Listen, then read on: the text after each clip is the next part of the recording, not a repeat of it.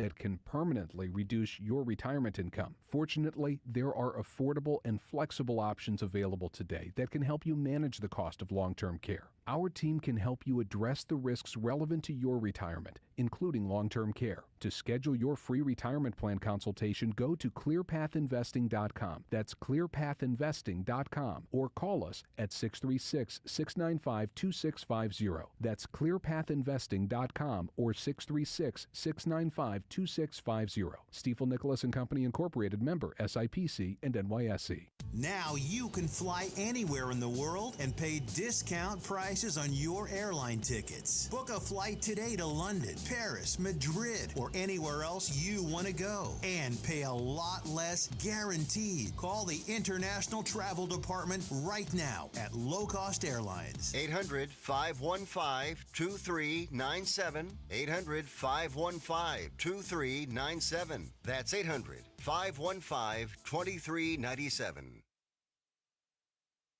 This hour of the Allman Report brought to you by STL FenceWorks, celebrating 50 years of industry-leading service for fence, deck, and leisure space solutions. Visit stlfenceworks.com.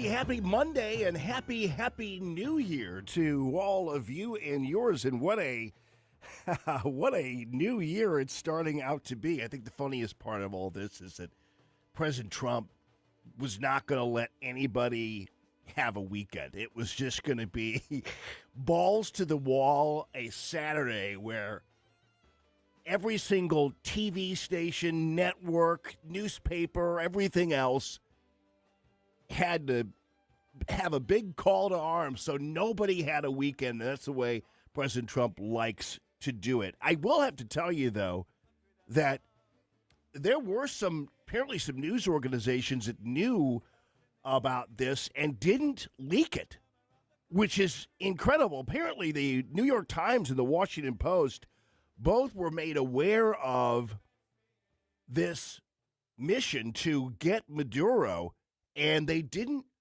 leak it, which is pretty incredible. Marco Rubio did, in fact, even give them a shout-out for it. My question is, who the hell leaked it to those newspapers? Because that could be really disastrous. And there's also this element. I think some people might be missing the other part of this equation that actually may have been even more important, and that is grabbing Maduro's wife, who quite possibly may be even worse than he is. And a lot of people don't know about her. They just think she was grabbed out of bed, and there she is walking in her pajamas, all sullen-faced and everything else. But, man, I'll tell you what, Celia Maduro was and is a witch to the 10th degree. She basically ran the show. Maduro was just some big oaf, basically, who was a titular head of the Venezuelan government and, of course, a narco-terror drug dealer. But his wife was the one who ran the show, did everything behind the scenes in terms of threatening people, everything else. Both of them kind of met while they were in the General Assembly under Chavez and had an affair and all this kind of stuff, wound up getting married. but she's probably worse than Maduro and a bigger get than even he is because of the way she helped run that country into the ground, the way that she commandeered the threats against enemies and beyond. She was kind of like the dark, deep state of Venezuela. So whenever you see her kind of shuffling around like she's some poor old maid, just know that she quite possibly was maybe even a more important get than Maduro, as far as I'm concerned, once you start reading more about her. Meantime, before I get to one of our local rock stars to talk about all this, Senator Jim Talent, I want to let you know, man, was this Rubio's weekend or what? Marco Rubio, Secretary of State, just amazing on all levels. And in fact, I was saying earlier that I think maybe, Jim Talent always talks about the solidity of messaging and things like that. And I would have been okay just hearing Rubio talk all weekend and President Trump kind of taking a back seat because President Trump tended to kind of talk extemporaneously about grabbing oil and about Cuba and all this kind of stuff. I'm like, kind of like, dude, just don't talk too much. Just kind of keep the discipline of the messaging in the event going. It continued on today as Rubio was on fire again, this time basically telling the UN to go you-know-what itself. You're wrong in your question. Number one, Venezuela is a major source. And the reason why is the following. And I've seen a lot of this reporting, and it's fake reporting, and I'll tell you why.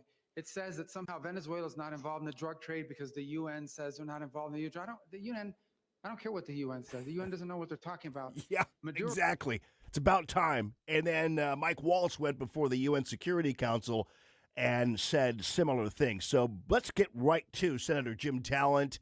I know it was a really interesting weekend for you. I mean, hard to kind of keep up with all the different prongs of this story. First of all, you have all the left-wing commies who organized the marches all throughout the country. None of them were real people necessarily, all just paid protesters. Then you had the Democrats who, I mean, I remember seeing a meme over the weekend, Jimmy, where it was President Trump dressed as a magician and then said, and now for my next trick, I'm going to have the Democrats defend Maduro. So it was really an interesting weekend. I've been dying to hear what your take is on this. Good afternoon, my friend. And good afternoon to you too, Jamie. Well, it was a brilliant tactical stroke that has improved our position, and how much, in other words, how big a victory this turns out to be, remains to be seen a little bit. But my thinking about this is, as I watch these interviews, and I can just tell how frustrated Marco Rubio is. I mean, I served with him. I know Marco. He's the foremost among, electeds, among politicals, which he is, even though he's in an appointed position now. He's the biggest and most thorough expert on Latin America that we've got, and it's not an accident that he is fronting this for the administration, not a presidential envoy like a Witkoff or something. When the president picks the people appropriate for particular tasks, this is not primarily about how terrible Maduro is, although he's terrible. This is certainly not about oil, although if we get the kind of victory we can get, there's going to be major investments, American investments in Venezuela. We can recover, the losses that Maduro stole from us, and this will be to the benefit of both the United States and Venezuela. I mean, energy is really important. It's not about that. It's about two things. One of it's our effort to interdict and stop the direct threat of narco-terrorism. And I define that, Jamie, and I think this is a good working definition, as networks of supersized criminal gangs, irregular but powerful armed forces, and they operate with a collusion of sovereign states to weaponize the narcotics trade for the purpose of undermining and damaging the United States. It is a tool of statecraft against us, okay? And it has risen from a nuisance 15 years ago to a problem to now it is a major threat. to the underbelly of the United States, not to mention, of course, the hundreds of thousands of American kids who are killed because of it. And the administration is right to have identified it as a major threat and to be moving aggressively to stop it, and Venezuela is a key to that. The other thing, even more broadly, we are securing our strategic perimeters. In other words, we are protecting ourselves against penetration of our hemisphere by our adversaries. So you remember what we did with the Panama Canal? Yeah. The first things Trump did was we reasserted control over the canal because the Chinese were extending control. And the Chinese operate with complete license in Venezuela. So do the Cubans. So do the Russians. So do the Iranians. And anybody who read the national security strategy should not be surprised. Of course, we are protecting ourselves from this threat to the south. It's part of an integrated policy. Jamie, one thing that's frustrating to me, it's been so long since we've had a real foreign policy that even well-meaning people don't have a framework to think about these things. So they default to either we like President Trump, which I do, or we don't like President Trump, or is it legal? Yeah. Yeah. These are all pointless discussions. I mean, this is a very purposeful operation of a policy designed to protect the United States from a major threat. Well, and I will just to interject here real quickly, though. It was very interesting because you talked about the hemisphere, and I thought that was a really interesting and maybe even somewhat unnoticed comment that Marco Rubio made about the fact that basically we own the Western Hemisphere, and nobody else is going to own it and take control of it. We basically own and operate the Western Hemisphere, and it'll be that way forever, hopefully. And there's a reason for it. It's not just chauvinism, okay? It's because it is closer to us and therefore could be a major threat. Now, let's suppose, for example, there's a crisis in the Indo-Pacific, which I think the United States is definitely trying to, a kinetic conflict. And what's the Indo-Pacific again? The Indo-Pacific, it's the Indian Ocean and the East and South China Sea. Okay, gotcha. So yeah. It's East Asia, basically, which is the hottest part of the world, the biggest threat to us because the Chinese are the most powerful. Well, what the Chinese want is outposts in the Western Hemisphere. So if there is a kinetic standoff, if there's a standoff or, God forbid, an actual conflict, they will activate these assets in Latin and South America to attack us, to interrupt the movement of our armed forces. I mean, there's all kinds of things they can do with this. And so what we are doing is that's the reason, it goes back to the Monroe Doctrine. No, our adversaries cannot have outposts in situations where they could threaten us. It's why, the Soviet influence in Cuba was and is, or the Soviets are gone now, but why it was considered to be such a danger in 1960, right? Yeah. It's been so long since we've had an administration, really since H.W. Bush. There's no accident that Bush did a similar thing in Panama, and for similar reasons. We have a president who has an understanding of the world, who cares about the country, and who's protecting us against threats. Now, a tertiary, a secondary goal here is, and this is the priority the president's chosen. He's always looking for economic opportunity for the United States. Venezuela ought to be a first world country, a great trading partner, a support for our own energy security. But this is mostly about narco-terrorism and cutting off influence of Iran and Russia and China in our hemisphere. And, of course, that's how they saw it. I mean, I guarantee you this was a very bad weekend for Beijing. Oh, they yeah. Thought they thought they had a client state here, and now it's in danger. Well, some of them were there. I thought some of the Chinese were actually in Venezuela when this happened. After meeting with Maduro, they were still there. Yeah, from a great power perspective, it's the same reason. And this is I'm going to address this without, not in morally neutral terms, although it's not that way. But I mean, same reason why the Chinese are so worried about us being in South Korea. It's right on their border. We have troops there. Same reason why they would like to expel us from the East and South China Sea. This is what great powers do. They protect. This is border security writ large. And by the way, it has to do with that because these agents can trigger migrant crises. And there's been one as Venezuelans. I mean, 7 million people have left the country now. Most of them have not come to the United States. And this is a major national security threat. So, yes, it was a brilliant tactical move. Now, as the administration has said, what happens, how big a success it turns out to be depends on what we can do now there. What we want is a government that will play ball with us and that is reasonably competent in stabilizing and governing the country. And the administration is saying, that could well include elements of the Maduro regime. Because the goal here is not primarily to get a democracy in Venezuela, although the Venezuelan people love this. This is not giving them a chance for that. The goal is to protect the United States. It's an America first foreign policy. Well, and it's obviously a very effective one. And by the way, I should not go any further without paying homage to the competency, professionalism, and courage of America's armed forces.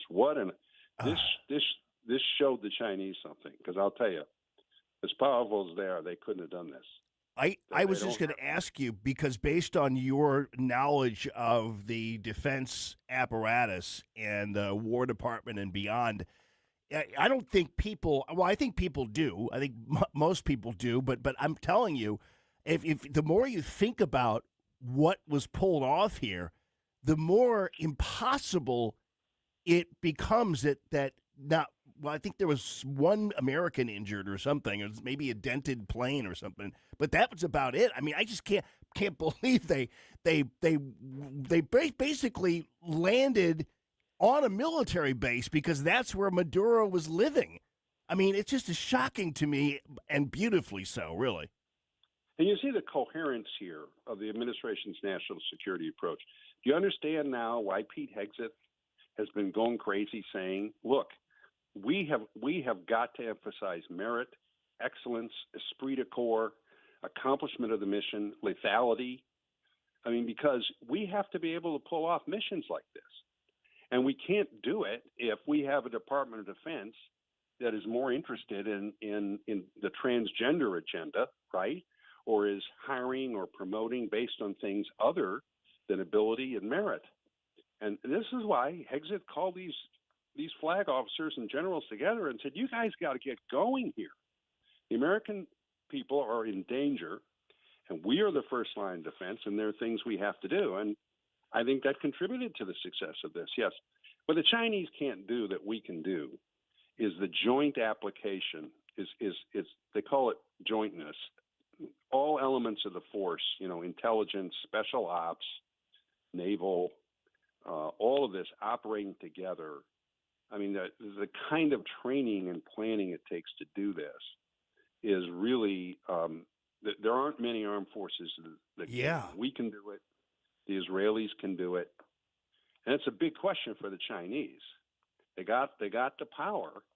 They got the missiles, they got the planes, they got all that. They got the technology, but can they make it work? And by the way, a little side note here, it was wonderful to see how ineffective the Russian anti-air systems were here. I mean, they didn't even know what was happening to them. Yeah. I mean, yeah. And I think the Russians gave them like billions in armaments that are now liquefied. So that's crazy. The S-300 systems and all of that. Yeah. So the issue now is, and this is statecraft here, what we're saying to this vice president is, look, you want to play ball with us? Now, we're not going to run this whole thing with Maduro 2.0, but, you guys can have a role in this and a place in this, but we want the drug trade stopped. We want the illegal oil shipments stopped. In other words, the things that are vital to the United States. You don't play ball, we'll get people who play ball. Yeah. And this is now up to Rubio and obviously the president to negotiate this. It's not going to be easy. But, yeah, this is a major game changer. And they looked at this in Moscow. They looked at this in Tehran, and they're saying, It's another evidence that the Americans are back. And another side benefit is what has Trump been saying? He's offered negotiations to them. I'm going on too long. No. This is classic Trump. Oh no, yeah, and I want to hold you over if you don't mind, if you have time, because there's so much I want to cover with you. But it's almost amazing that this was kept as much of a secret as it was, which means even though obviously the Washington Post and the New York Times apparently had it leaked to them by somebody, but that's just how cohesive and tight the military is, apparently, and certainly great evidence that none of them listened to the seditious six. So Mark Kelly got. Yeah, I think that's a good news story out of journalism. Yeah, which is a little surprising. I mean, I'll tell you, somebody else who's watching this carefully is the Mexicans. Yeah, because they're involved in this narco terrorism too. And the president, has been saying you're going to have to get serious. Now, I'm not saying we're going to do this in Mexico, but what they're all seeing now is Trump is serious. And if you're or the Nicaraguans, if you're one of these people, you're saying to yourself, maybe I better start dealing with the Americans. Yeah. I noticed Colombia. Yeah. I noticed Colombia is shoring up their borders as we speak. So I want to ask you a little bit more about that and about what's going on here and what are the limitations in terms of what we can and cannot do or should not do. So I'm gonna tap into the brilliance of Jim Talent on the other side of this. This is the Allman Report on News Talk STL. Jamie Allman here and Ashton right there, and we'll continue on this glorious Monday, the brand new Monday of 2026.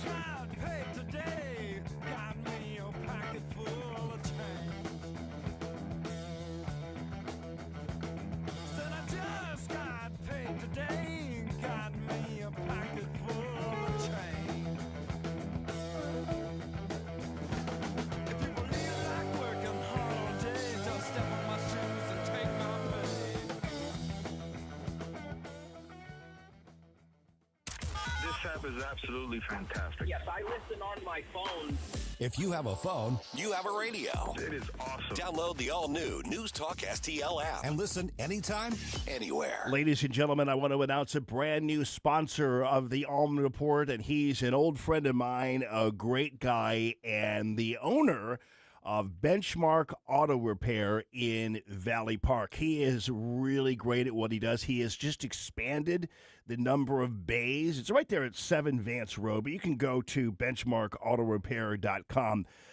I'm having to take 2 of the family cars there. I'll be doing that this week. There's a check engine light on one of them, and the other one has in need of an oil change, all this kind of stuff. So it doesn't matter whether it's a big job or a small job or whatever. Gene Bentrip and his really well-qualified team will be there to help you, and they've been family-owned and operated for more than 25 years and are a certified Napa Auto Care Center. So it's worth the trip wherever you happen to be. And by the way, everything is only about 15 or 20 minutes away, whether you're living in Defiance or downtown, whatever it happens to be. The beautiful Benchmark Auto Repair is easily accessible to you, 44 and 270. You mentioned me, you mentioned my name and News Talk STL, whatever, and you'll get a 10% discount on all your repairs, and 10% goes a long way sometimes on some of the repairs that you might have to do. They also offer a 12-month or 12,000-mile warranty on qualified repairs. There are hardly anybody who offers a warranty on qualified repairs. So, you get some engine work done, you get something done on the transmission, whatever. To get that kind of a warranty is really a message of confidence in how great these mechanics are at Benchmark Auto Repair. BenchmarkAutorepair.com right there in beautiful Valley Park. Thank you, Gene and the team, for supporting free, common-sense, conservative radio. BenchmarkAutorepair.com. Mention my name and News Talk STL for a 10% discount on all qualified repairs. 2026, a great time to visit Lit Cigar Lounge. The Lit Cigar Facebook has numerous events from tastings to music. My main reason for going to Lit is always quality cigars, premium whiskeys. Odds are we'll see each other at Lit Cigar Lounge. A few doors down, Napoli Brothers Pizza and Pasta. Get a pizza baked over coals. Excellent crust and flavor. Or choose one of the many great pasta dishes. You won't leave hungry. Napoli Brothers Pizza and Pasta and Lit Cigar Lounge in the Chesterfield Valley. This is Larry Connor's commentary on News Talk STL. So we're coming to the end of another year, another trip around the sun. Did 2025 deliver everything we expected? I recall one year in New Orleans, I got a lady to read my palm about what I would see in the coming year. The first thing she did, take the $20 from my palm. There was a sign. In the new year, I would lose money or give it away or be swindled out of it. Bottom line, I had my $20 and then I didn't. What I did get in return, a bunch of mumbo-jumbo of what I could expect in the new year. I would find love. I would be famous. I would be rich. I'm thinking I'd love to have my $20 back. There are those who believe in palm readers and such. Sorry, I'm just not in that category. I do read cards at the poker table, and of course I try to read what the other players have. I can guess, I can bet what they might do next, but I can't really confirm. If they call my bet or raise my bet, that's supposed to give me information. But then again, trust me, you don't want to trust poker players. I bet again, they call again. So could a fortune teller decide for a fact if I'm beat? If the fortune teller sticks around long enough to see me leave the table, my head down, they will probably predict I lost, as if I need a fortune teller at that point. I'd just like to have my $20 back. Get more Larry Connors on Larry Connors USA. Tonight at 6 on News Talk STL. I think you're a little confused. News, analysis, opinion. I've got something to say and I can't hold it any longer. 101.9 and 94.1. You won't hear the truth anywhere but here. News Talk STL. News Talk STL.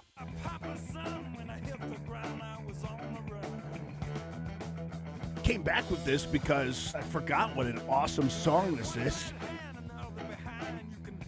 My boys at ZZ Top. We lost one of them last year, but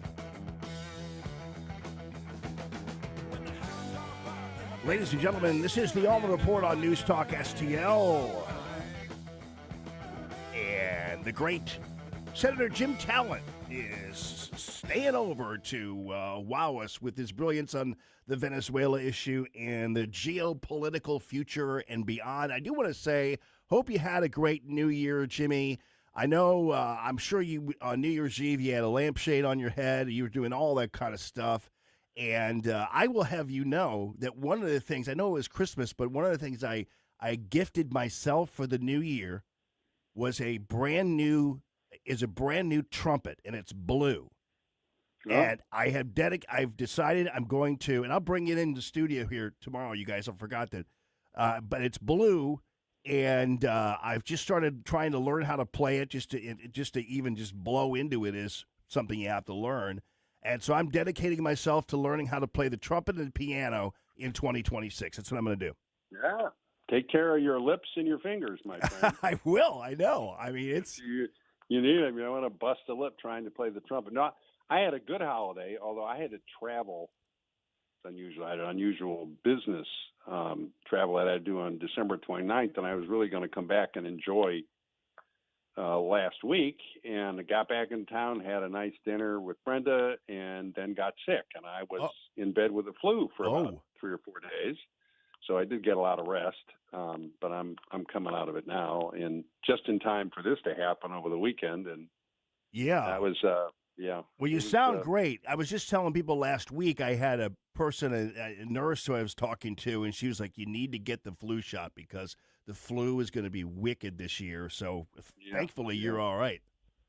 Yeah. Oh yeah. I mean, I got over it, but I kind of wish I'd taken that advice myself. But these things sneak up on me, you know. You get in the fall and you think about doing it, and I don't always get a flu shot, and I don't either. They're not always effective. I mean, but I'm not a young sprite anymore. So in future, I'm gonna. Yeah. You know, they call influenza the old man's friend, sarcastically. I mean, it can, if it gets ahead of you, and you know, you're a little frail, it can be a real problem. So I would. Yeah. It's thing I'd advise your listeners to consider doing. All right, so let's talk about what I like this word, the Monroe Doctrine. So these guys have some fun. I don't know where exactly that came from. I wouldn't be surprised if it came from the White House because they were having a little fun with this all over. But, I mean, you've got what looks like a recalibration of the entire Western Hemisphere. Of course, you took it further to say, well, watch out because China, Russia, and all these, Iran, these guys are all kind of on notice, too. So it's a recalibration, I guess, of the world, it seems, as Colombia braces itself for the possibility of some similar invasion, although I don't really think that's going to happen, but who knows? Well, I mean, and this is a difference, again, when we did get active in the post-Reagan H.W. Bush years, we did it by using the armed forces as the go-to contingency. We would wait till threats got real bad and then have to send in the troops and get in these long. That's not Trump's policy. It's the tool of hard power is a tool, but it's only one of many that he uses. So he uses the diplomatic tool, the economic tool, and when he uses the military tool, it's to get targeted leverage. So or to take care of a particular problem, like destroying the Iranian nuclear program. Well, that put that to bed, right? Now, I don't expect to see similar operations, certainly right away, in others of these countries. It's a fascinating subject to watch it. And again, I say part of the difficulty for people is it's been so long since we've seen a purposeful and well conducted foreign policy that people can't recognize it. But one of the things Trump does, the Russians call this preparing the information environment. In other words, he starts shaping the message, and usually it'll be several months of, on the one hand, offers to negotiate with our adversaries on our terms. As he did this with the Iranians, he's doing it with Hamas now, he's doing it with Putin. On the other hand, the threats if they don't, right? And then he carries out the threat in some specific, highly visible and very powerful way. And so then all the other adversaries go, well, when he says something, we got to listen. And that, of course, reinforces the efficacy of the threats in the future. See how that works? Yeah. And so, so you don't have to use the military as much because people know you're willing to do it and you're able to do it when you need to.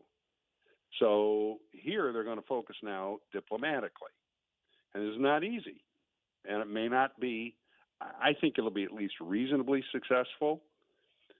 Even if it isn't, we're still going to be better off. But it's going to be difficult because we're not going to occupy Venezuela. I've said this on the show. I mean, I never thought that was going to happen. We're going to use our leverage points, our tools, to get partners or people willing to play ball with us in country and to put together some kind of a transitional. Well, the president's been clear about, we're going to have a transitional government. We want the country governed. We want stability. You can just see, again, if you look at this globally, we're trying to stabilize Eastern Europe at the same time as we're getting the Europeans to try and take over responsibility, for security there. We're stabilizing the Middle East. That's easier because we have an ally there that is powerful and effective. And now we're trying to secure where we've also been securing our southern border, and all this will free up attention, resources, and effort to deal with the really difficult problem that will not be solved in the Trump administration, which is the competition or conflict with China. And so, it's a global approach to managing risks around the world, always with a view towards what's the security, what are the interests of the American people. That's what we're trying to accomplish. It is America first in operation. Yeah. So, I know that there are, sometimes in the absence of information, I think the news media, which tends to be pretty vacuous anyway, will just make up a story. And one of the made-up stories I saw this morning was that President Trump did not choose to replace the government with Machado, the opposition leader, because he was mad at her for winning the Nobel Peace Prize. And, of course, that's stupid and foolish. And I think that, but interestingly enough, I know that you probably know that the part of the plan, because they long-term plan this aside from the short-term plan of grabbing Maduro and his wife, but they long-term plan this, and I was hearing that a little bit in some of your commentary, to keep some of these same people who were in Maduro's regime there, and there's a reason for that.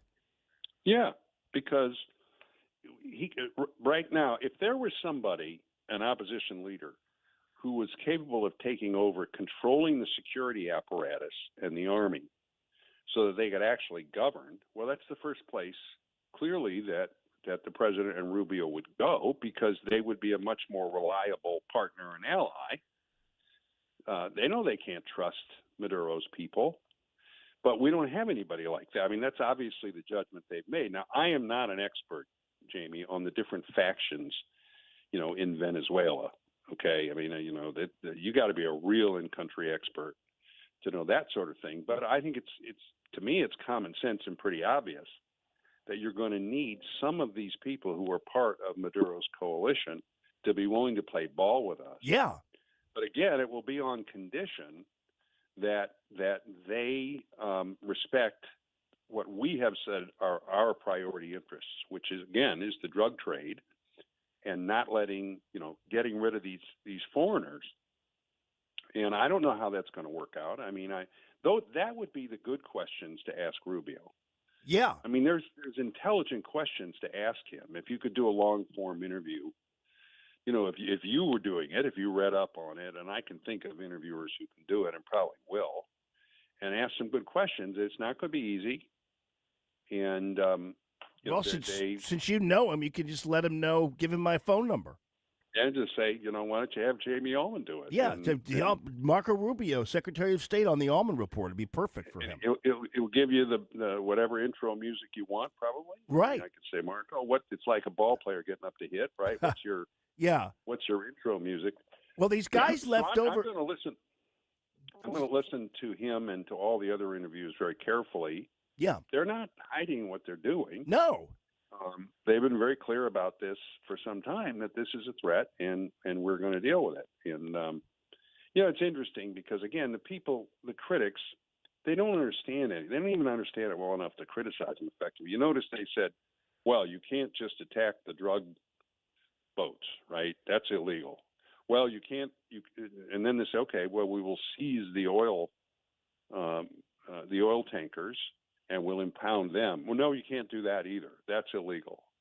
Oh, okay. Well, then we'll get Maduro because he's been indicted, and we'll take him back to New York. No, you can't do that either, right? It's like, no, there is no effective policy that you're legally allowed to follow, and all of that is just fantasy. I mean, it's fully within his authority, to do this. He'd be defaulting on his duty if he didn't.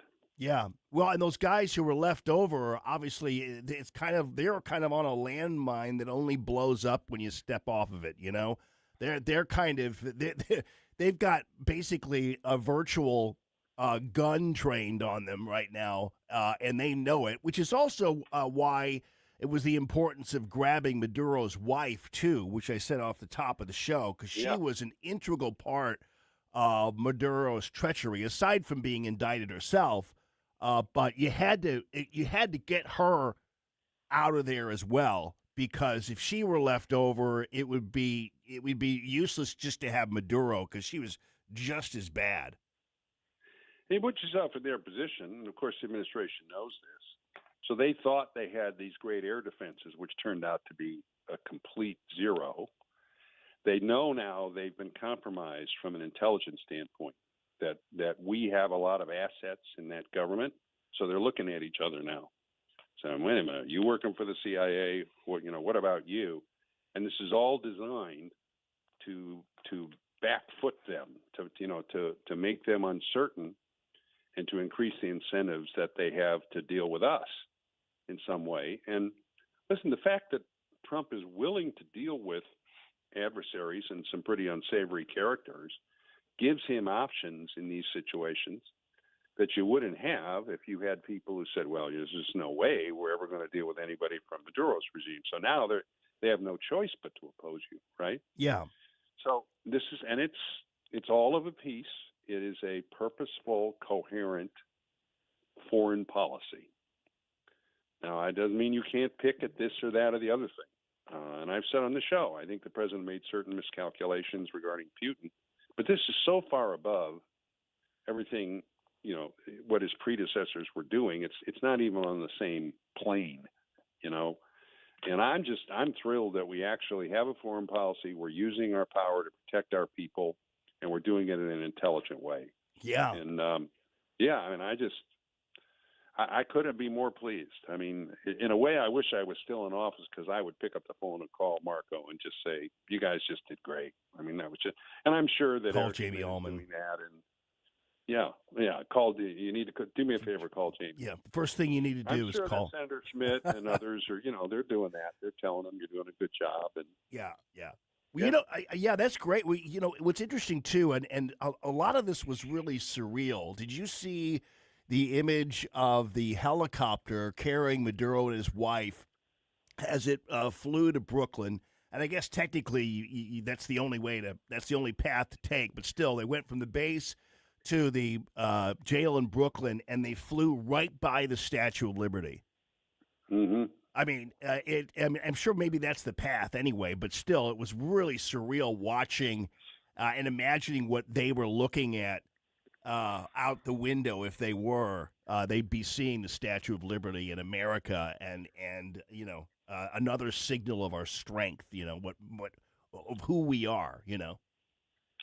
Yeah, I'll say one more thing, and then I probably ought to go, my friend. I've got some other things I got to do, but because you mentioned the Don Roe doctrine. Yeah. Well, look, I think the president gets a kick out of that sort of thing. There's no question. I mean, I think personally, so all you got to do is read his posts, right? There's a reason for this, though.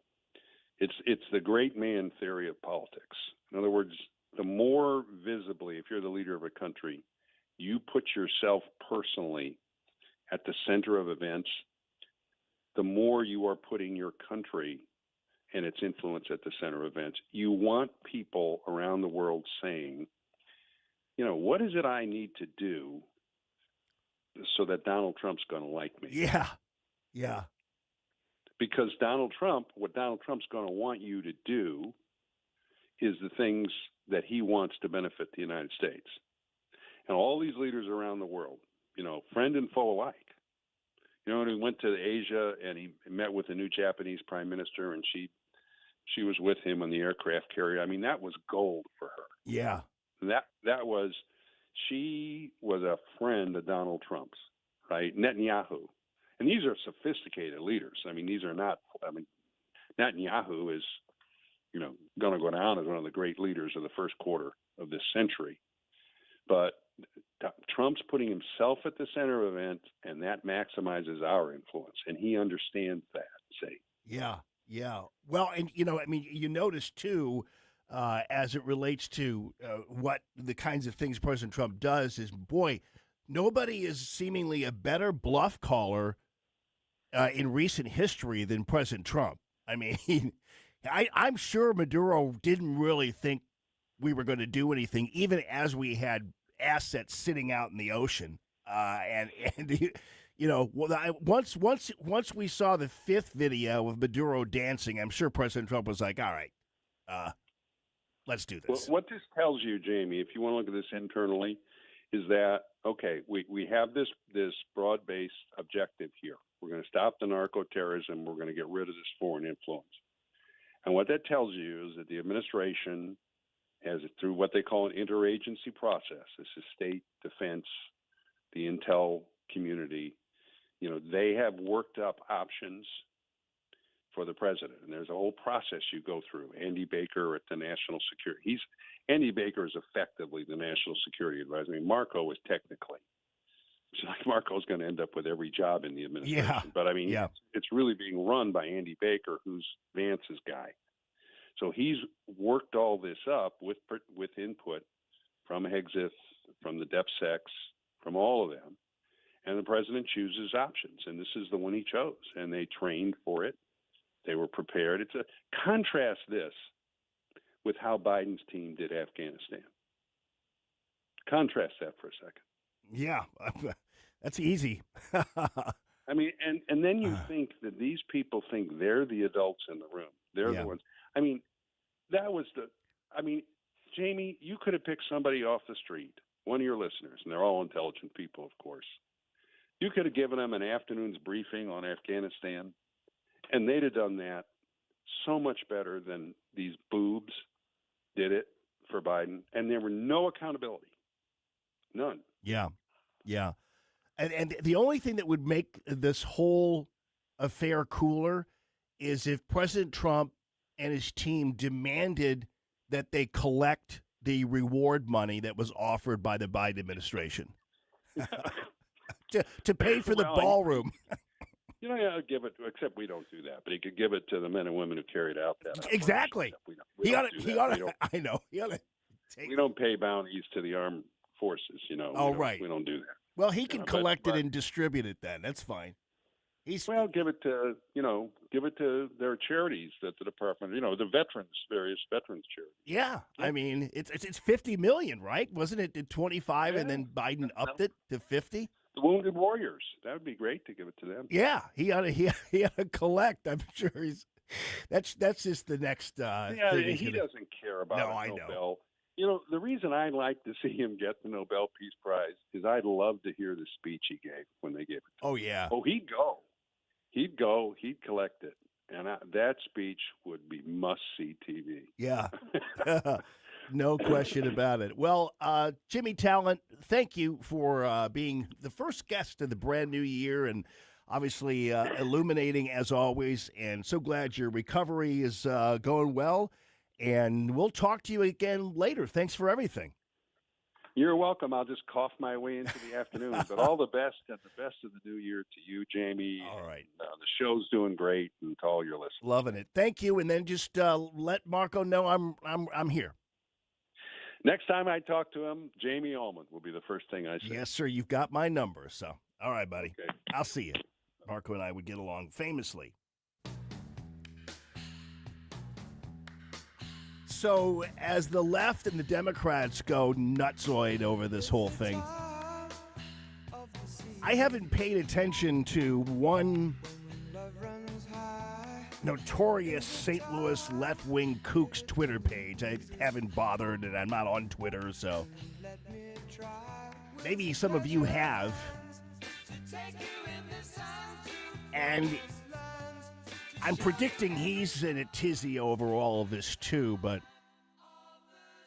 I got a story to tell you that will add a little texture to him being upset. I'm assuming he's mad about this, but we'll just I'm going to still tell you the story assuming he's joining the rest of the left-wing crazies out there. It's Common Sense Radio. It's the Allman Report on News Talk STL.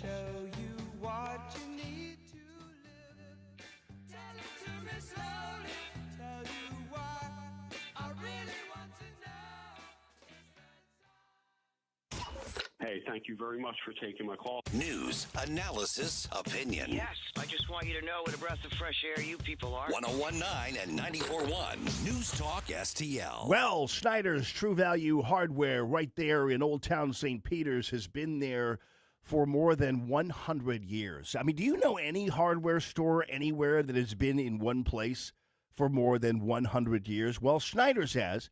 And Jerry Schneider and the team, it's family-owned, family-operated, and a great staff there. Charlie is not a relative, but he's kind of one of the gang there, and he's got expertise on all things big and small around your house or around your yard or whatever it happens to be.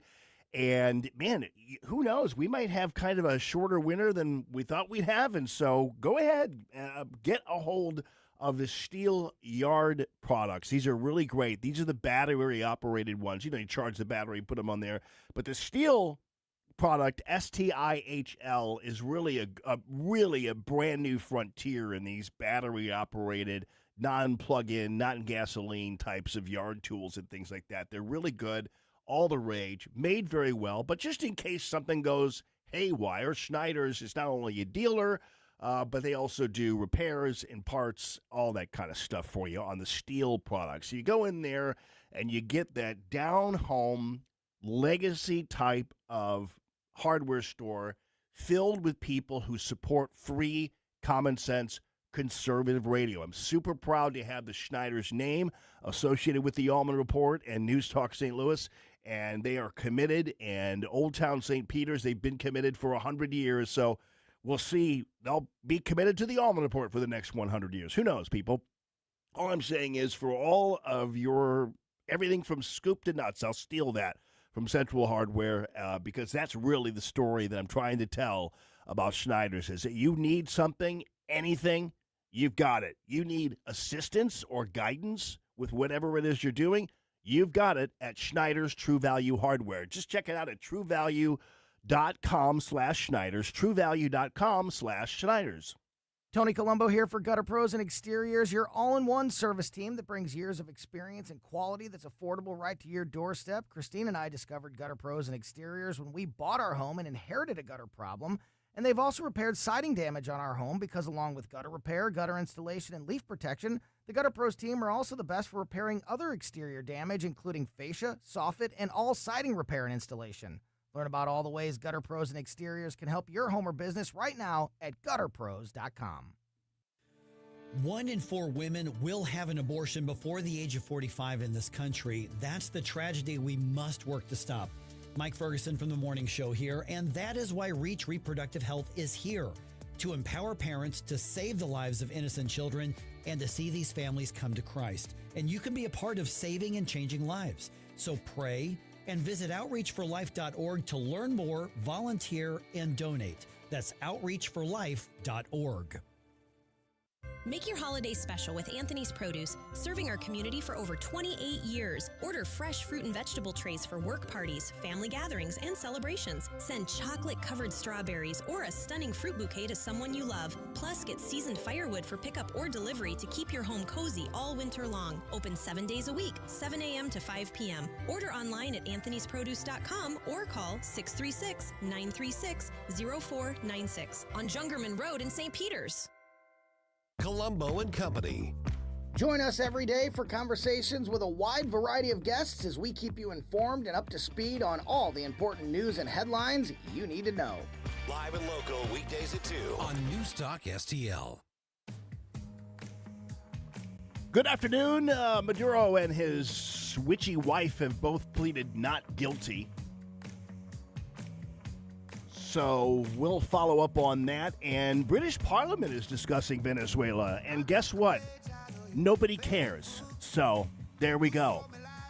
We do care what War Secretary Pete Hegseth has to say, and they are waiting to hear from him at an event.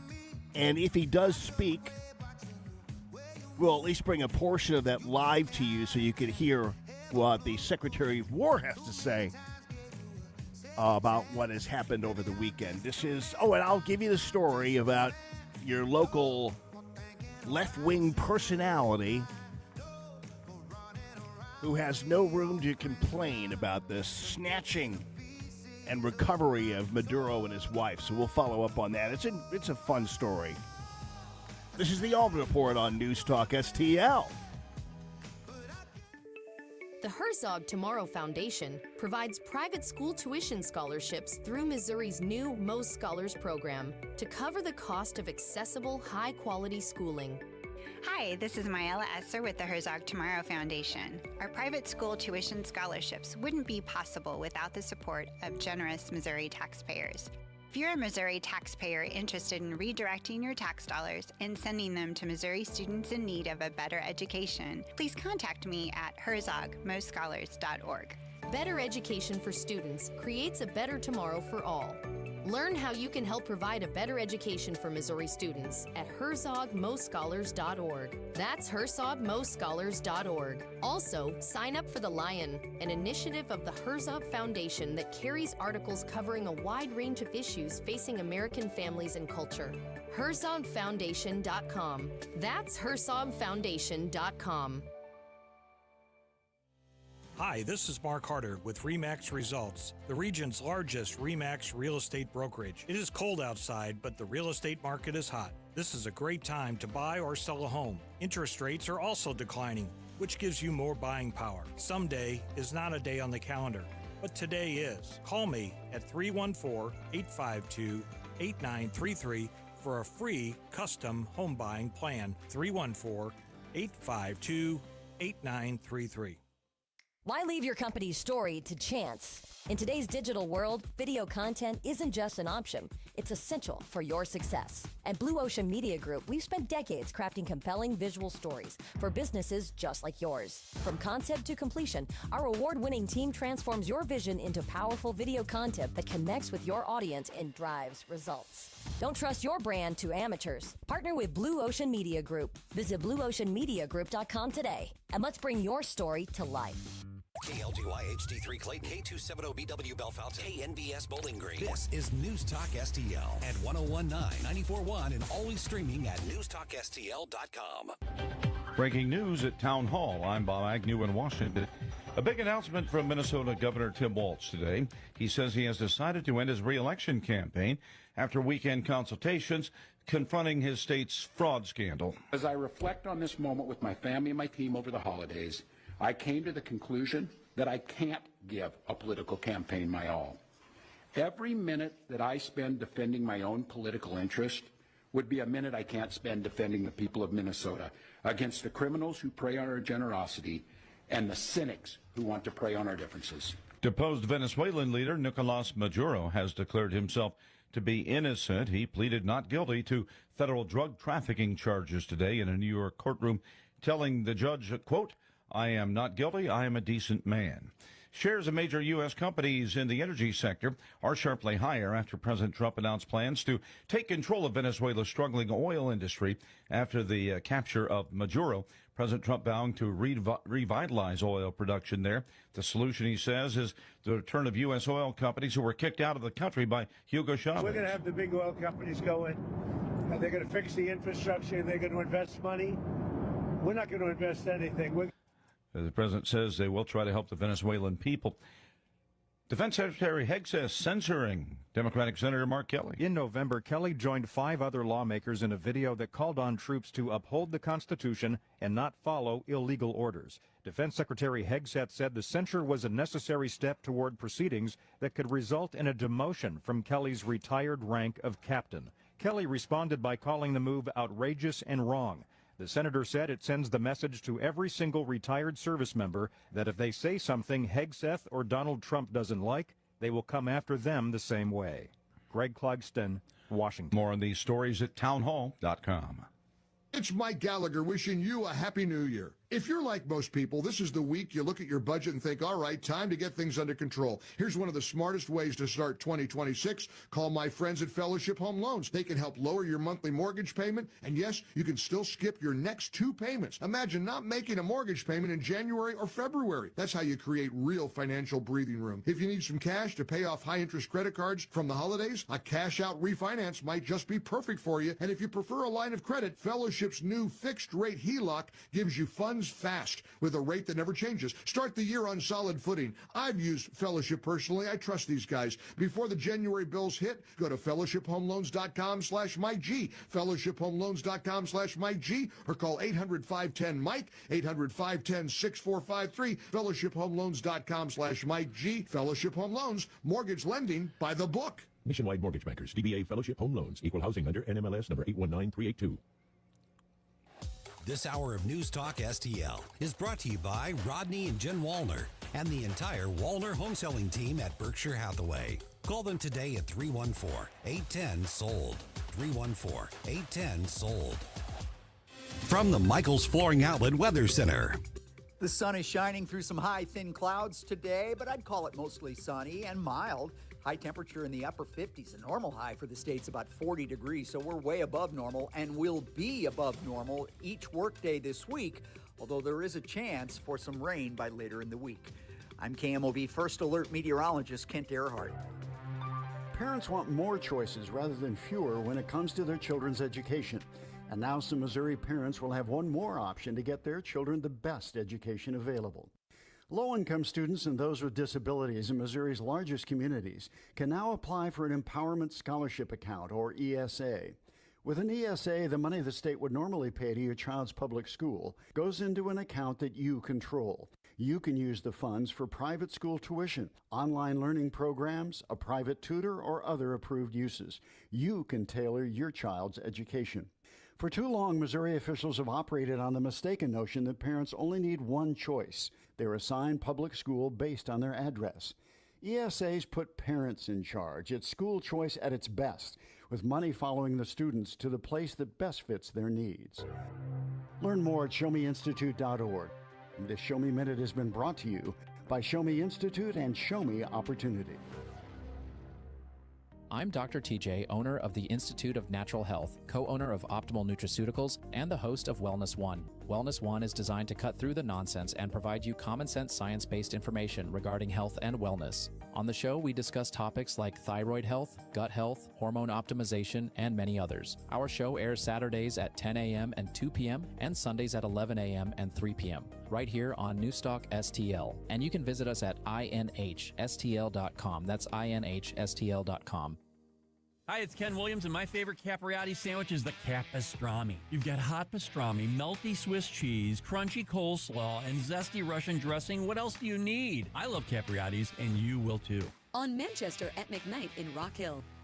Since 2003, Wounded Warrior Project has helped post 9/11 veterans adjust back to civilian life. Through specialized programs, they begin healing their bodies and minds while regaining a sense of camaraderie. Learn more at woundedwarriorproject.org/possible. News Talk STL. First thing in the morning and pretty much all day. Live and local. 1019 and 94.1. News Talk STL.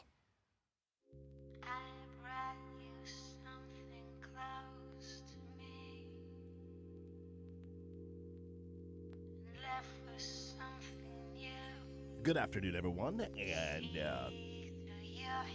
happy Monday to all of you in yours. The first Monday of 2026. It's the Allman Report on News Talk STL and Common Sense Radio and the 3 martini lunch. What, are y'all tired of drinking? Too bad. Jamie Allman here and Ashland right there. We are awaiting some remarks from Secretary of War Pete Hegseth, so we'll figure that out when we get there. I don't know where that is. Maybe you guys do. Is that the department? Is that the War Department? They're all wearing hard hats, so I don't know where they are. There's a big gigantic ball underneath the flag. Probably something really obvious, and you're like, "Oh man, you're so stupid. Don't you know what that is?" Like, I don't.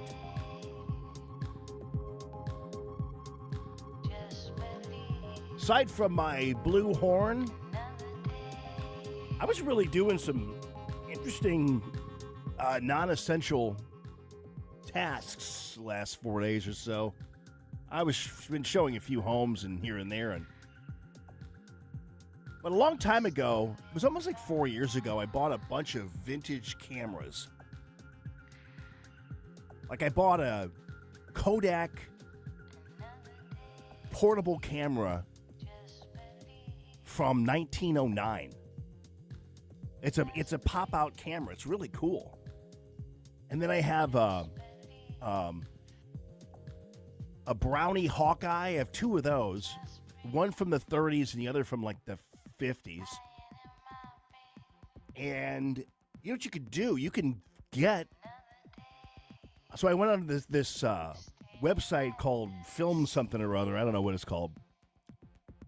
But I ordered film for the cameras.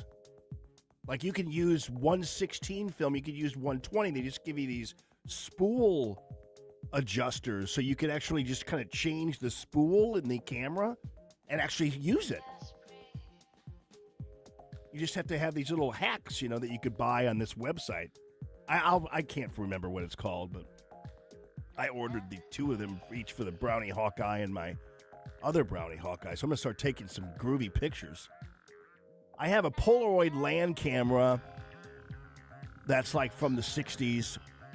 That's really cool, but you can't get film for that anywhere. I do have a 1960s Yashica. That's a 35 millimeter, so that'll always be. So I'm going to start doing that stuff, too. Like, gee, Allman, when are you going to have time to work between playing your trumpet, the piano, and being a photographer? What's wrong with you? You some kind of midlife crisis or something? No, I already had one of those. And that was back in 2004 when I left 2 jobs to go work for the Archbishop of St. Louis. So I've already been doing that. Unless you can have 2 midlife crises in one life. I don't know. I don't feel like I'm in a crisis. You know, what's interesting, I was thinking as Maduro was plucked up, and it was really very interesting, this story I wanted to share with you guys because, you know, the left, which was accusing Trump of being light on Maduro, I mean, they're so obvious now. It's so obvious they're all crazy that nobody's even paying attention to them anymore. And the minute he was plucked up, all the commies and their networks traded in their Palestinian flags for the Venezuelan flag and got out screaming and yelling. Most Americans, you don't even know who these people are because they're a network of just a bunch of commies. Of course, Mamdani, is there defending Maduro also, and that's another story. I've got some really crazy story from New York about one of his cabinet members saying that white people are going to have to adjust to new homeownership rules that they're going to install. That ought to be interesting. Anyway, so left goes crazy, and they're all making fun of or doing whatever, saying all these things and talking about imperialism and all this other nonsense that nobody believes, and nobody's listening to them, so nobody cares. Rubio is just knocking him down left and right. The one with Margaret Brennan, I'll have some of those clips for you later.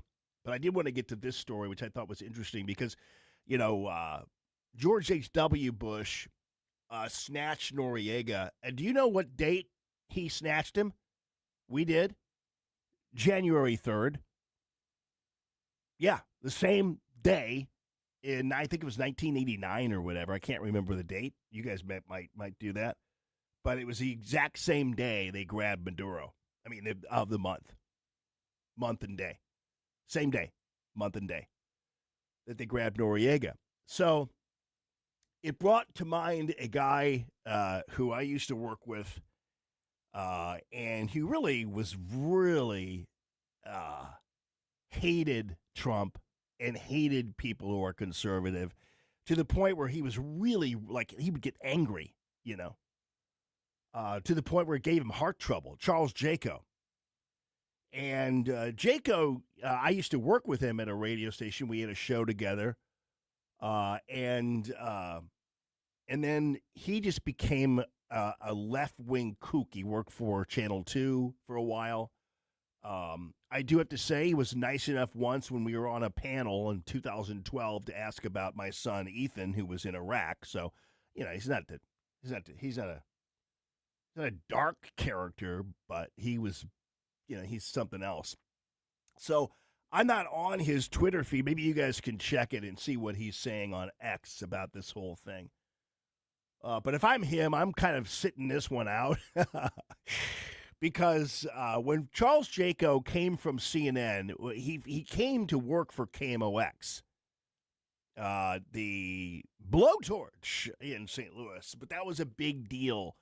Because at that time, St. Louis was like, oh, somebody from CNN is working in St. Louis. Because, St. Louis is always so thrilled when they, because sometimes we don't have a whole lot of confidence, as a city. So some named Charles Jaco comes in from CNN and people do stories about it. And so I was tasked with doing the story about it by Channel 4. I was working for Channel 4 at the time. And everybody was, wait, Charles Jaco from CNN is coming to work for KMOX. Go interview him. I'm like, okay. So I decided, and this was the same Charles Jaco where there's a great video out there. You guys can look for it. During the Iraq #1 when Jaco, it's really funny. It's almost like people like think he's standing in front of like a fake palm tree or something. I don't know. But he's standing with another reporter, and they were standing there doing their live thing, and there were air raid sirens going off. And then suddenly at one point, Jaco throws on his mask, his oxygen mask, his gas mask. So, oh my God, we're being and the guy standing there doesn't have one, and they're like, and he looked like who's the guy? The reporter who was with him looked like Artie What's-His-Nuts from Laugh-In, because he had like this helmet. He's wearing like a helmet, so he's Artie. I know nothing. That guy who pops out of the thing, forgot his name. Artie something. You guys know. Where's Phyllis Farwig when I need her? So anyway, he's with this guy, but Jaco's standing there with his gas mask. And then, and apparently they come to the conclusion that there really isn't there's no Scud missile, or no, chemical warfare or whatever going on. And Jaco just panicked because apparently the photographer, the cameraman, was smoking a cigarette. And Jaco apparently felt like whatever was the smell of the cigarette, whatever, even though Jaco smoked, was gas. And so he panicked right there on the air. All you got to do is look it up. It's really funny. Artie Johnson. Thank you, L. Bailey. Appreciate you very much, Artie Johnson. You guys watch the video and you'll see. Anyway, fast forward, St. Louis is the new home of a CNN reporter, KMOX. And so, thank you, Lisa. Artie Johnson. I love that show. Laughing was such a great show. And Artie Johnson's really cool. I bet he's still alive. Anyway, so I had to go interview him because they were right upstairs. So Channel 4 was down at the Gateway Tower, and KMOX was up on the third, fourth floor, whatever. So I had to go and interview him. And I'll never forget talking to him. And one of the things he told me was that somebody who took Noriega, who he knew, he was bragging about knowing some people who seized Manuel Noriega in Panama, and gave Jaco Noriega's watch. And Jaco was wearing it. And I think it's in the story. I think I put it in the story. I can't remember. But he was like, yeah, this is Noriega's watch. And I'm thinking, well, that means it's stolen, right? I mean, that means you were receiving Noriega's stolen watch from somebody. I don't know why they would give it to him, but so he's bragging about wearing Manuel Noriega's watch. So apparently seizing Noriega was just a hey, cool thing. Now I've got Noriega's watch. But seizing Maduro, I don't know. I just don't know. I haven't checked his Twitter feed, but maybe you guys can check it and give me an update. But either way, if you do see it and you're on X and he says something crazy about Maduro, just say, hey, Charles, show us Noriega's watch. That's all you got to say. And you'll get it then. All right, quick thing here. This is so crazy. So everybody's thinking, because the news media, especially the legacy media, already died at the age of 90 in 2019. Well, at least he got to 90. That's good. At least this, 90. So the news media is kind of like some of those kids in school who are always trying to agitate or gossip and drive wedges in between friends and all those kinds of things. That's really what the legacy media has become a manifestation of. Just a bunch of gossipy, negative cliquey people who are, like mean, basically the equivalent of just a bunch of mean girls, basically. So they decide that of all the things to ask, President Trump or whatever, they decide they're going to focus on whether or not all this attention being paid to Marco Rubio is perhaps causing a rift with Marco Rubio and J.D. Vance. Playing out, but would you say that Marco Rubio has your ear more than the vice president right now? They both do. Yeah. First of all, that's a terrible question. It's a dumb question because I wish President Trump said, well, yeah, he's the Secretary of State. And Marco Rubio's and J.D. Vance is the Vice President of the United States. So if I'm going to talk to anybody about the Maduro thing and about the geopolitical shift and the Don Roe doctrine and everything else, I'm going to talk to my Secretary of State first, probably. And J.D. Vance, yeah, I get around to it, whatever. But they're like, what do you think? Why are you talking to Marco Rubio and not J.D. Vance? I'm like, Marco Rubio's the Secretary of State. It's so simple. Would you say that Marco Rubio has your ear more than the vice president right now? No, they both do. No. And JD's very smart, doing a great job. And so is Mark. No, both. It sounds like I would say equal. The go-to, and you were just talking about Cuba and what could come next there. Are you considering U.S. action? Yeah, so anyway, she's trying to think of, well, there must be, J.D. Vance must be really jealous. It's like, no, J.D. Vance Signs your is the skin vice is secretly president. begging for sorry, that's an ad. J.D. Vance is the vice president of the United States, and that's pretty much it. Hey, by the way, there's Pete Hegseth, Secretary of War, on the Arsenal of Freedom tour. So let's take him live, Ashley. Let's see what he has to say. Three pillars upon which we are building our national security. It's actually quite simple. First, we're reviving the warrior ethos inside our fighting force, reminding our warriors and our uniformed military that their sole purpose is to be the most lethal fighting force on the planet. So no more DEI, no more.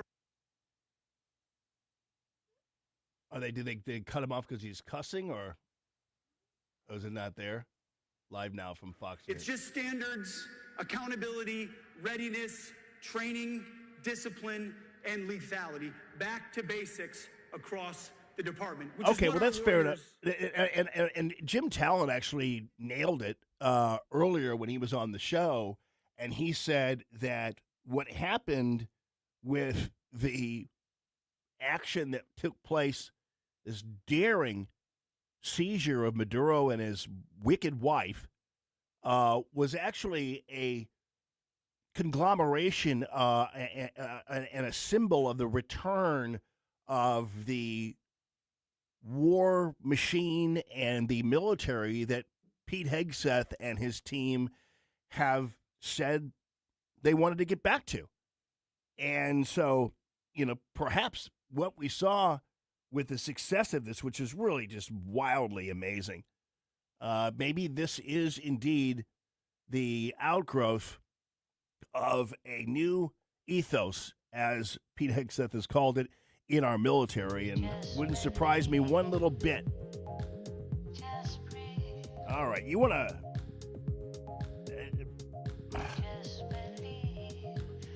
Do you know there's a tenant director in New York City? And Mayor Mamdani has just named her, and you ought to hear what she has to say about white people and their home ownership. Yeah, it's going to be a really interesting one. 2026 for New York. I didn't think it was going to be that bad, and it already is quickly. So we'll follow up on that. It's Common Sense Radio.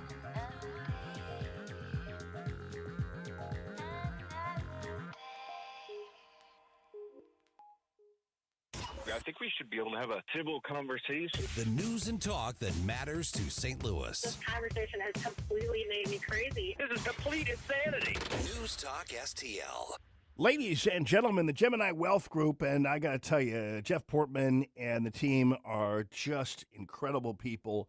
There is a team of about 5 of them, and they all come from different kinds of iterations as it relates to helping people in their retirement, manage their portfolios, and that kind of thing. So the Gemini Wealth Group really is a group, and that's really cool. The Gemini part is because Jeff and his twin brother are kind of in there too, so they do the Gemini thing. But anyway, this is really a true benefit to you. And when it comes to the kinds of work that they do for you, you go to see them, and believe it or not, there are some people who are like, well, I don't know, I'm getting a paycheck now, but I really don't want to give up my paycheck, even though you have a portfolio, you're ready to go, whatever. And so what they can do is look at what you have and then craft a plan that is going to advance what you have into the realm of multiple different strong investments of your portfolio.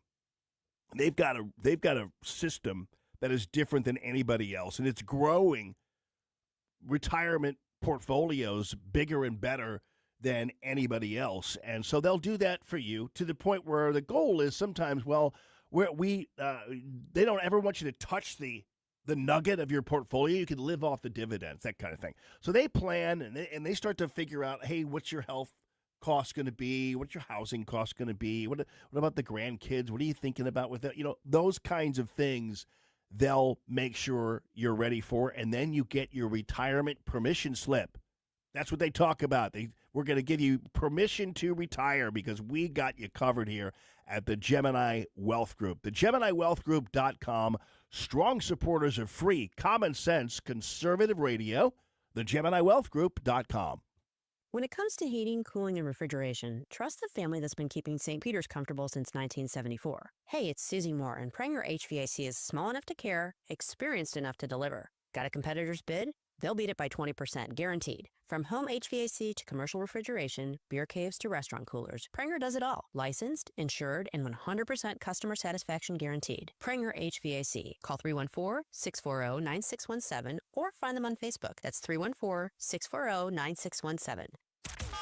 If you have a phone, you have a radio. Yes, I listen on my phone. Download the all-new News Talk STL app. Love the all-new News Talk STL app. It is awesome. And listen anytime. Love the News Talk STL app. Anywhere.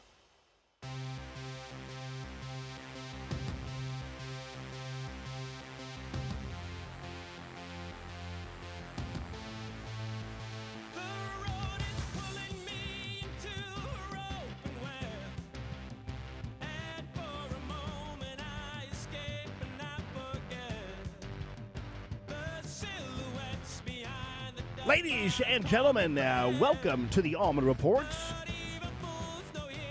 News Talk STL. Jamie Allman here with you and Ashlyn right there. Going back to New Year's Eve. Just really quickly.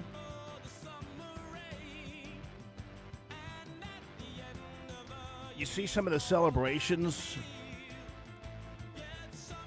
around the world. In Rio de Janeiro,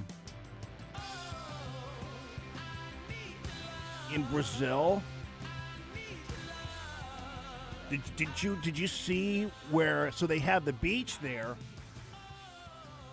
I think it's Copacabana Beach or whatever. Have you ever seen drones when they all come together and create like a statue or whatever? It's the most amazing thing I've ever seen. Can't remember where I saw it last. I think it was like at Disney or someplace. But out from the ocean, an image of our Lord and Savior Jesus Christ came up and rose up in the air. It's the same image that you see above Rio de Janeiro, a statue, but it was Jesus rising up out of the water, and it was all made up of drones.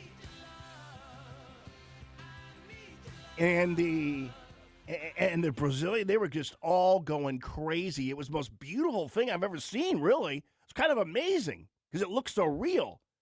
And I still think that's incredible how they were able to do that. So it has to be like, 2,000 drones or something. But because it was gigantic and it came out of the water. Everything else, well, looked like it was coming out of the water anyway. And people were just mesmerized on the beach. They were like looking at it going, oh, my Lord. And then I was going to put something on Facebook because I would need to edit it still. Then you go over to France, and you know what they were doing in France? The Muslim vermin was burning everything they could find. Everything they could find. Cars, they were shooting fireworks at police and firefighters and everything else. That was France on New Year's Eve.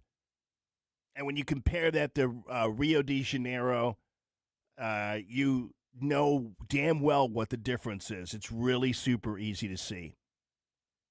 Every single European place that's been overrun by migrants had fires, and there was one video of a woman who was going down the street in Germany trying to prove that migrants were not going to hurt her as a white woman, you know.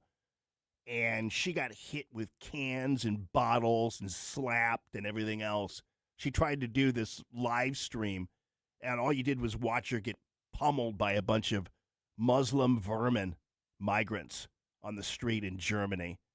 So, you know exactly what the difference is between Brazil and a place like France and Germany, and other South American countries are very, very similar to that.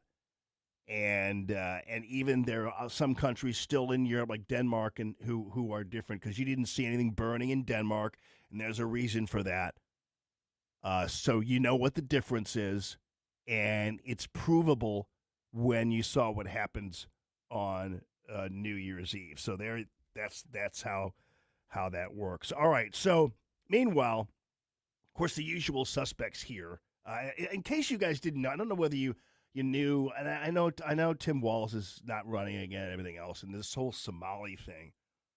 But do you understand like how bad this is? So, and I say Mamdani because there are a lot of people in New York, especially those who were running around with Palestinian flags and supporting Hamas, who are the children of people who migrated here, sometimes illegally, sometimes as refugees, sometimes as green card holders.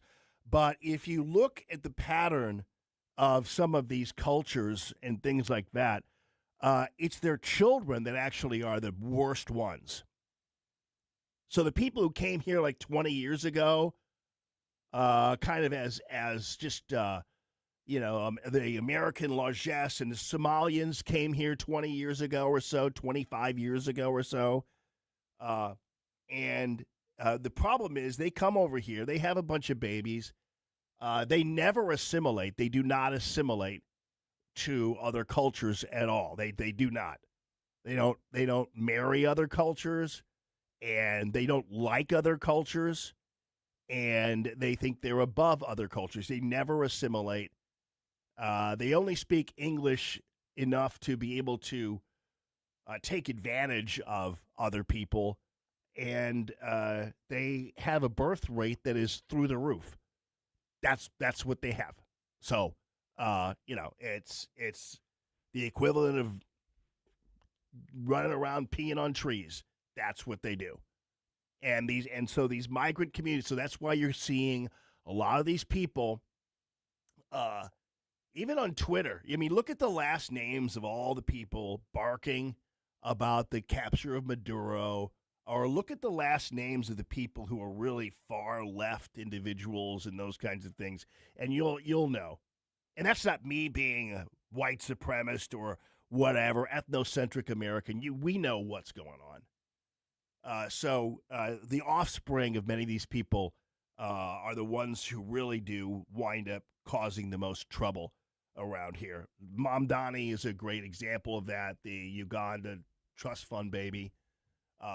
We know what that is all about. So Mamdani is crazy, but he did hire a tenant director. His name is Sia Weaver, and she decided to go on X and declare how she is going to approach the treatment of property ownership in New York. Listen to this. I think the reality is that for centuries we've really treated property as an individualized good and not a collective good. and we are going to transitioning to treating it as a collective good and towards a model of shared equity will require that we think about it differently. And it will mean that families, especially white families, but some POC families who are homeowners as well, are going to have a different relationship to property than the one that we currently have. Yeah, Well, we'll see. We'll see how that works out for you, Chicky Poo. So basically, what she's saying is they're going to basically say that white people are going to somehow be divided from the property that they own and be required to somehow create a collectivist aspect of their property ownership, basically seizing white people's property. I mean, that just came out of her mouth, right? I mean, that's not AI or anything like that. But she actually believes that white homeownership is actually a symbol of white supremacy. That's what she believes. And she's the director of tenant relations or whatever for Mamdani. So anyway, it didn't go over very well, as you can imagine. Unfortunately for a lot of these spoiled, rotten brat commie Marxists, they only talk to themselves. So oftentimes they don't really have another opinion in their sphere. And so when they venture out on X after being elevated to a position of power or whatever, they suddenly start talking, and then people start reacting. And so within about 12 hours of Sia Weaver declaring that white homeownership is white supremacy and white families are going to have to get used to another definition of what property is, Sia Weaver had to delete her X account. That's how bad it got for her, is she had to delete her X account.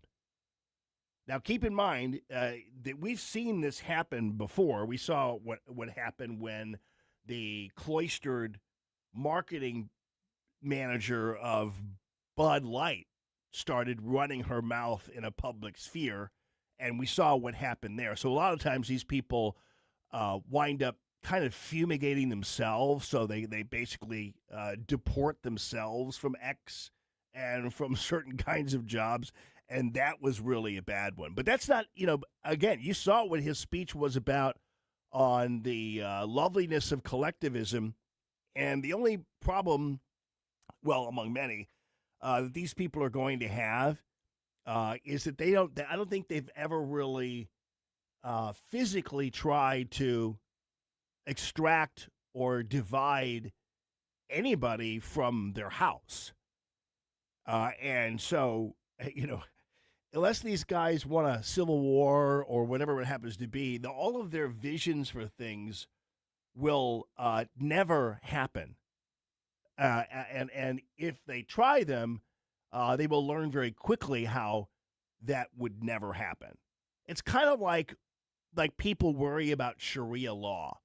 It's like, well, yeah, I guess if you have Sharia law, but like nobody is ever going to, let's say there is Sharia law, there's not anybody on earth who's going to arrest me for violating Sharia law. Like there's nobody's going to do it. It would never happen. And they would find out very quickly what it's like to try and get people to live and obey laws other than those associated with our Constitution in America. So, yeah, I mean, I've seen people complain, oh, they're headed towards Sharia law. Well, maybe they have Sharia law in their own communities, and then they could just behead each other, and who cares, right? I mean, at that point, they're just basically imprisoning and offing each other. But it's never going to happen to you or me. I'm not like, oh, you violated Sharia law. I'm like, yeah, come and get it, seriously. So that would never happen. So that's not really realistic. So a lot of things that these individuals are going to discover soon enough. They're discovering kind of in a micro way what Maduro is discovering in a larger way, and that is UFA, UFO. That's what happens. And President Trump is really good at meting out that form of law.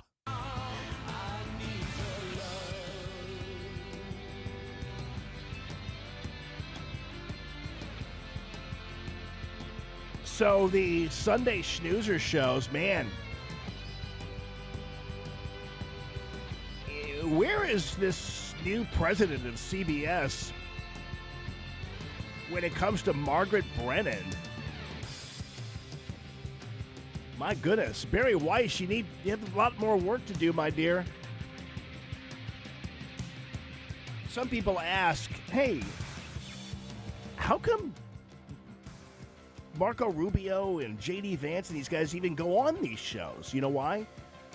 Because it's fun to humiliate these anchors. I think that people like Marco Rubio and others enjoy doing this because it's really like shooting fish in a barrel. It's crazy. I'll give you some very fun examples of that on the other side of this. It's Common Sense Radio, the 3 Martini Lunch. Happy New Year.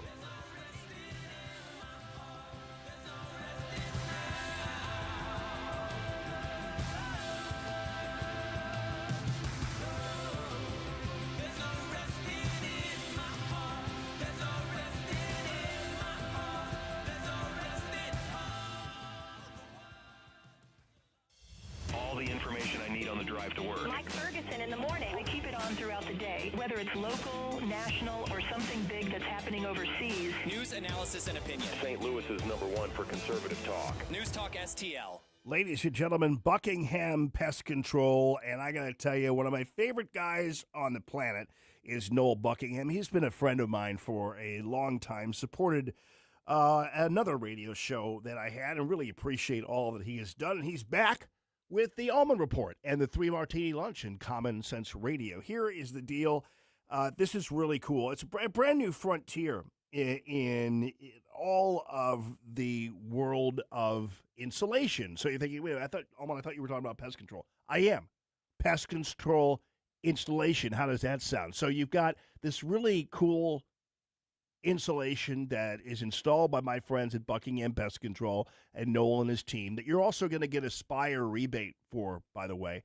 It's called TAP insulation. So you've got the thermally superior to all the rest, acoustically superior to all the rest, and a pest control component that keeps the pests out of your attic where a lot of pest problems begin. So, and if something gets in, they don't last long. So the bottom line is this is a exclusive proprietary type of pest treatment within insulation that is great and beneficial to you 3 different ways, from the pest control to the keeping your house acoustically perfect as well as thermally perfect when it comes to heating and cooling. And it's easily installed, quickly installed, if you want to go ahead and get some in before we get into wily winter, if we're going to have one. And also, as we're getting into springtime, and I did notice something. I was at the monastery yesterday. I put a post up on the thing. I appreciate you guys. I'm going to talk about that in a second. But anyway, the spring is not far away. It really, honestly, is not. It's closer than you think. And so you need to start planning for your pest treatments outside and inside for all the critters, whether they be mosquitoes or spiders. So check it out. BuckinghamPestControl.com. That's BuckinghamPestControl.com. Now you can fly anywhere in the world and pay discount prices on your airline tickets. Book a flight today to London, Paris, Madrid, or anywhere else you want to go and pay a lot less guaranteed. Call the International Travel Department right now at Low Cost Airlines. 800-515-2397. 800-515-2397. That's 800-515-2397. On the next Larry Connors USA. Today's story behind the story, the Memphis Belle. The courage of all those young men and those bombers. Larry Connors, USA. Now, weeknights 6 until 8 on News Talk STL.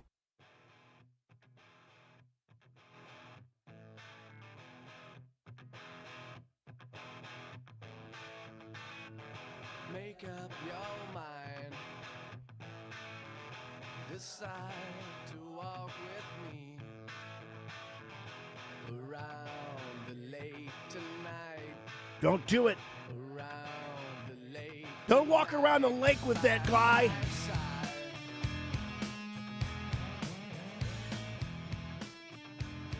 Good old 1994, huh? Early 90s grunge, you know. And a lot of songs about dudes like walking their girlfriends around lakes or behind the boathouse, or I'm like, yeah, girls, do not go with that guy. What are you guys doing? Yeah. How would you react if some guy's like, go, come on, let's go back behind the boathouse. I'll show you my dark secrets. I'm like, that's not going to happen. You're going to get back on your skateboard and go home. That's what you're going to do. Oh, this is still got a good song, though. This something called Possum Kingdom, everybody. So, you guys, thank you. You know, I noticed something really interesting about you guys, and I love it. It's really, I think it says a lot about your sensibilities and the kinds of people that you are. And, you know, I could put something up, you know, about back in the day about Joe Biden or Tim Walz or some meme about Maduro or whatever. And I definitely am not like a clickbait monger, you know. I don't really post a whole lot, but if I think it's important enough, I do. And oftentimes it's something personal. But even if I like did I guess something on Maduro. So yeah, maybe you get like, you know, 150 likes on it, maybe a few comments here and there, whatever. But man, every time I put something up that is of a personal nature and certainly something that is tied somehow to religion or whatever, you guys just love it, which I'm glad. I mean, you know, and again, I'm not one of those people like I need I don't put it up there for that reason. Sometimes I put it up there because I feel like I can be a vessel for good feelings about something, you know. So I did want to go ahead and put that video up on New Year's Eve, even though I told you on New Year's Eve that the fire department came to my mom's house one time when I was cooking for her on New Year's Eve. I totally got that wrong. I was cooking for her on her 92nd birthday. For some reason, I thought it was New Year's Eve because I made her dinner on New Year's Eve before. And we were doing something and it caused a little fire, and the Webster Groves Fire Department came over. And I did make a video of that, and that wasn't the only thing. So I made her German chocolate cake that she loved. And I was making the icing, and I didn't have any milk to thicken the icing. So I used mayonnaise. And so we did all that after the fire department came, and we all did that. We were sitting down, and you kids look at the video. It's on from New Year's Eve. And I said, hey, you know, I ran out of milk. It was while she was eating the cake. And I ran out of milk, so you know what I used? And she said, almond milk? I go, no, mayonnaise. And she like looked at me and just kept chewing. And I said, well, at least it wasn't mustard. And she kind of laughed a little bit. And then I said, don't be thinking about mayonnaise now. Just keep eating it. and pretend that, and it tasted pretty good. Mayonnaise does work. I mean, sometimes they could, stick it in. I told my mom, I explained when we had the fire department come, I said, hey, listen, sometimes throwing down gets the fire department coming your way, So sometimes it's worth it. Anyway, so yesterday I was in between some home showings and for these wonderful people that I'm working with, and so we had some problems with whatever. I had some downtime. So I went by the Carmelite Monastery, which is on off of Clayton Road in Ladue, kind of Clayton, whatever. A beautiful place. If you ever get a chance to get there, it's open all the time. And sometimes they do have masses there because it's the Carmelite nuns. And sometimes they do have regular masses there, but I don't go to mass there. I go there to pray and just to sit there. And it's beautiful. It's gorgeous, and it's a really great place. There's hardly anybody there usually. There's a few select people in there, and it was all decorated for Christmas. It's about 4:30, 4:25, somewhere in that vicinity. And so I'm sitting there, and I'm praying, and I'm contemplating and doing things. And, man, the sun, which I did not see most of the day that I recall, the sun, as it was setting, was shining right into this stained glass window, and this beam of light went right to this statue of Jesus Christ. And I was like, wow, that is amazing. Because, tell you the truth, we all think that. I was praying and everything else, and suddenly this light comes in, and you're thinking, oh, man, God's listening to me. Or the bells ring after you say a prayer, and like, oh, maybe that's a sign that he heard it anyway. And of course, tomorrow is the actual Feast of the Epiphany, the Three Kings coming, and so that's going to be beautiful. So that was another kind of sign or signal that the season is really just beginning. The follow the Magi at all times, right? Anyway, I did mention something about how the sun was setting, because at 4:30, like a month ago or 3 weeks ago, it was dark.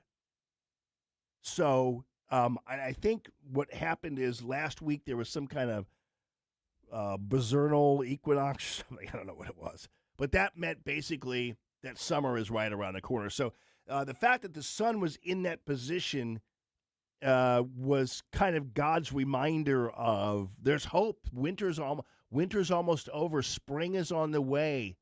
Soon it will be daylight still at 6 and everything else. And so I don't know. It was just I always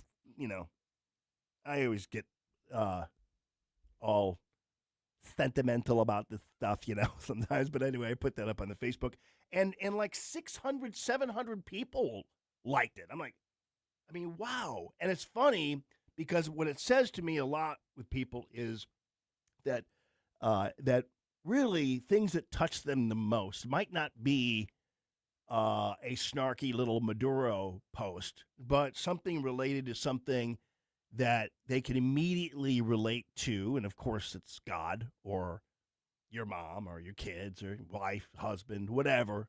People can relate to that, something personal. And so I just noticed that and wanted to tell you that story, and also remind you that tomorrow is the time to you can take the Christmas decorations down. You can take them down anytime, but there was some guy, a friend of mine, it was like the 27th or 28th, and he did like a post like, what do you do with your Christmas tree? When do you take it? And he goes, I'm thinking of getting rid of it. I go, you can't. It's Christmas just started. Like Christmas started on Christmas Day. So, and basically ends not on the 6th, though, really. I think it goes a couple more days after that if you really want to be particular about it. But anyway. All right. Man, Marco Rubio was just so good. Margaret Brennan, I don't know whether you've seen the Facebook post of her many faces. She like really wigs out when she's interviewing people associated with the Trump administration or with any kind of Republican. And this is Rubio. I mean, and he's this is such a dumb question, but he goes on here because, and some people will say, how come these guys always subject themselves to this? Because it's fun, because their IQs are 100 times higher than the anchors, and so it's their chance to publicly humiliate them, even though they don't know they're being humiliated. He's still in place. The defense minister, who has deep ties to Russia, $15 million price on his head, he is still in place. I'm confused. Are they still wanted by the United States? Why didn't you arrest them if you are taking out the narco-terrorist regime? You're confused? So I'll get to his full answer, though. We talked to Jim Talent earlier, and actually the goal was not to take out the narco-terrorist regime. The goal was to cut the head off the snake of the narco-terrorist regime and get even a person I consider more important and more demonic than Maduro, and that is his wife, who basically ran the show. And that's not unusual in these kinds of crazy dictatorships. There's the wife is always, you remember in Romania, Ceausescu and his wife, oh lordy. But anyway, so that wasn't the goal here. But then technically, Rubio's like, first of all, how do you envision us grabbing 5 different people? I don't know why that's confusing to you. They're still in power. It's very simple. You're not going to go in and wrap up. But you can't go. You're going to go in and suck up 5 people. They're already complaining about this one operation.